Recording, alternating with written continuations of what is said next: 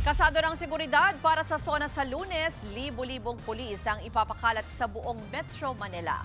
At live mula sa Camp Crame sa Quezon City, may express report si Mobile Journal Jazz Paredes. Jazz, ito naman in terms of security, ano ba ang mga paghahanda?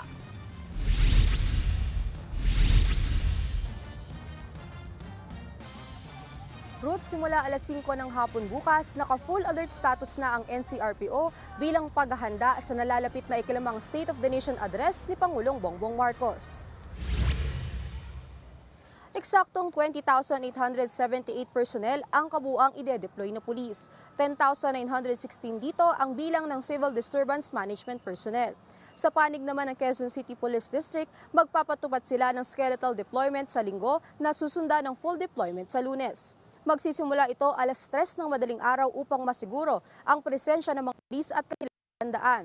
Sumailalim din sila sa Civil Disturbance Management Refresher Training at lecture patungkol sa human rights. 3 grupo naman ang nabigyan ng permiso upang magsagawa ng rally sa Lunes. Nakatalaga na rin ang kanilang designated areas sa Commonwealth Avenue sa Quezon City. Kabilang sa mga may permit ay ang mga grupong bayan, San Lakas at Better Brighter.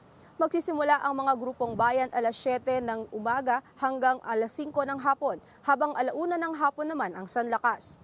Mula alas 9 hanggang alas 7 ng gabi naman ang Better Brighter. Sa ngayon, nilalatag ng PNP kasama ang iba pang mga ahensya ang mga posibleng rerouting sa mga apektadong kalsada. Narito ang pahayag mula sa PNP.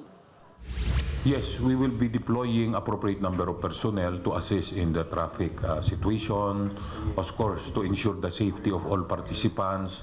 And we are now in the process of coordinating with all relevant and other agencies.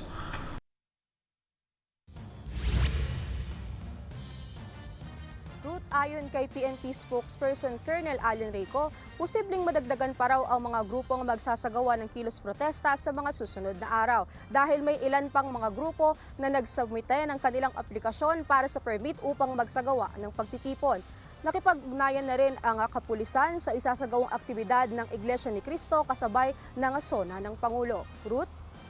Yan po ang express report ni Mobile Journal Jazz Paredes. Mga kapatid, Ruth Cabalpo, para sa mabilis na pasada ng mga balitang dapat niyong malaman, mag-follow at mag-subscribe sa social media pages ng News 5.